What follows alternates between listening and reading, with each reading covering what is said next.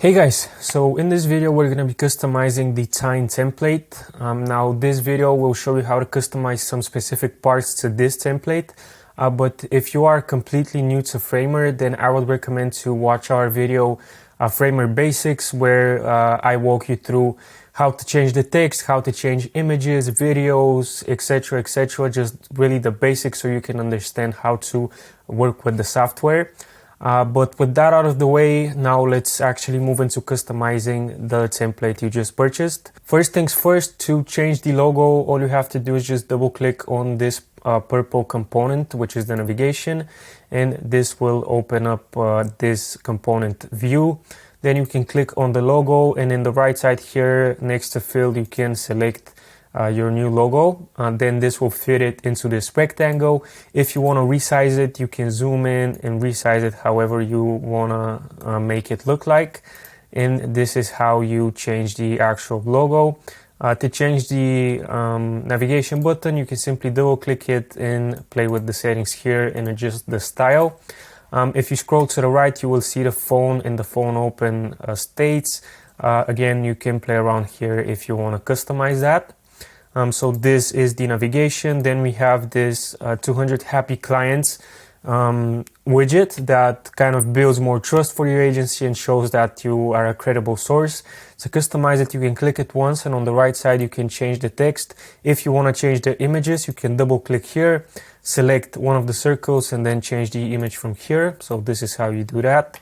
Then below we have the services grid. Currently we have actually four services.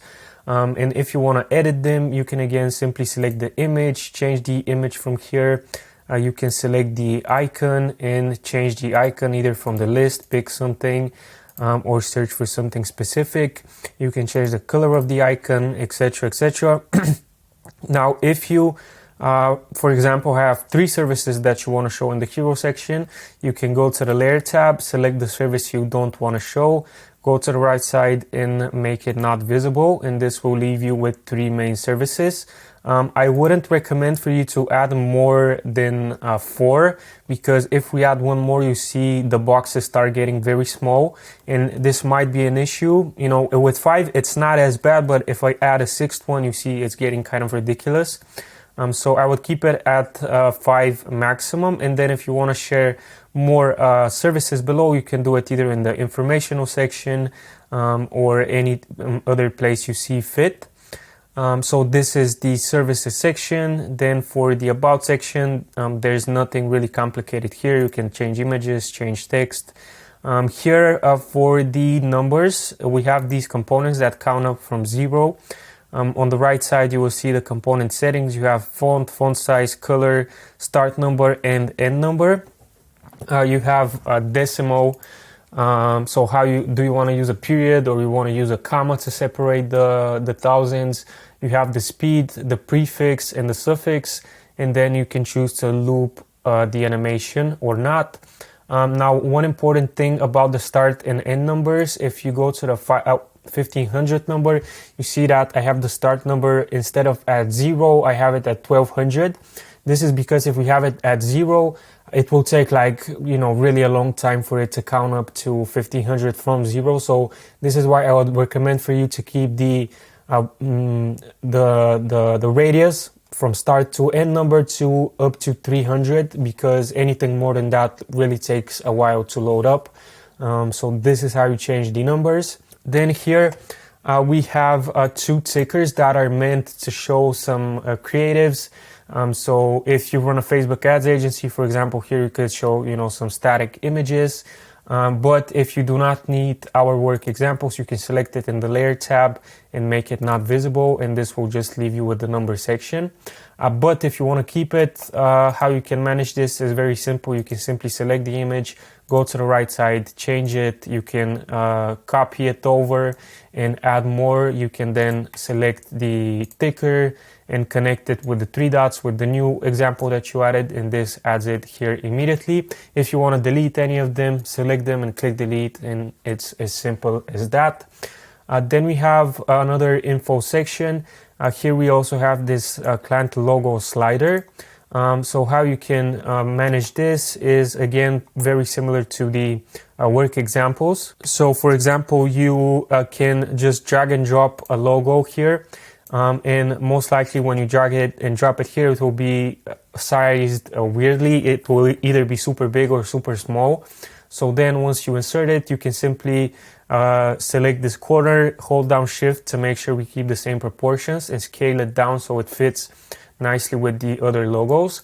And then from here, simply again connect it to the ticker component, and this will add it. To remove anything, simply select it and delete it.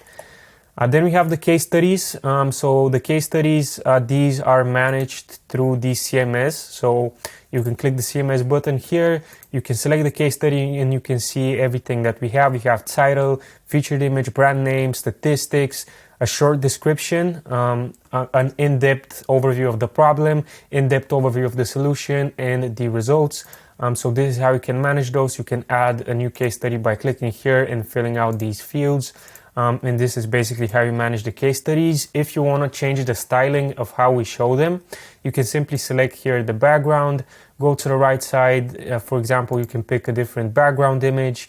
From the Figma file, you can also play around with these graphics and then export them and then import them here. For example, if you want to change the colors, let's say to let's say like yellow or a red color, you can change the red in Figma, export this background image, and then import it here. And this is how you would do that. I'll just turn back to the regular colors. Then we have testimonials, nothing special here really. You can edit the images, the text and everything. You can hold down Alt or Command and then drag it away to duplicate it. And this is how you add more testimonials. Video testimonials, again, pretty simple to manage. Click the video, put your testimonial link here, and it will load it up. If you want to remove a testimonial, select one of them and make it not visible. And here again, I wouldn't recommend to go over 4 testimonials because it will get too crowded. Then we have the Calendly embed section. To add your Calendly, simply select the Calendly widget. And here you have to put your calendar name. So what you have to do is go ahead and copy your Calendly link. So I'll just, do this placeholder here. So what you will have is most likely the Calendly URL. You will have a slash, and you might have then a second slash if you have multiple calendars. So what we need from this URL is basically everything after the first slash. So you can delete this and then you can leave this. Now, sometimes Calendly gives you a link that has like month set to January or whatever else. Now this we have to remove it because when January passes, it will still show a previous month and we don't want it to do that. But yeah, so this is how you manage the Calendly section. You can show the details, you can hide them, you can show the GDPR notice or hide it, whatever you prefer. FAQ is pretty simple to manage. Double click it again, and here you can manage the style, change the colors, etc, etc. And to change the actual questions, you can select the question, edit it here, edit the answer here, and this will do it. If you want to add more, select one of them and click Control or Command D as many times as you wish and change the question and answer again. To delete the question, simply select it and click delete on your keyboard. And this is how we manage the FAQ. Then we have this last call to action section. It's nothing special here, so I'll just skip it. Then we have the footer where you can change the social media icons. So for example, if you don't want to show a Facebook icon, you can select Facebook, type in YouTube here, and then insert your YouTube link.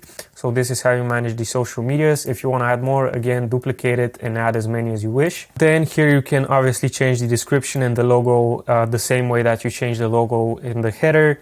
We have the page links, and then here we have some copyright notice, and we have a hyperlink to our website.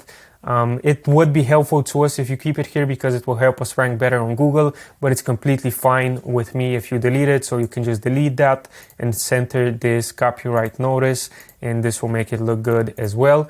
So you can see it here. Also, if you go to the footer, you will see that we also have a tablet and phone breakpoints. You might want to have to change the links and align them to the center, like here. So center. This will make it look a bit better. and this is how you manage the footer.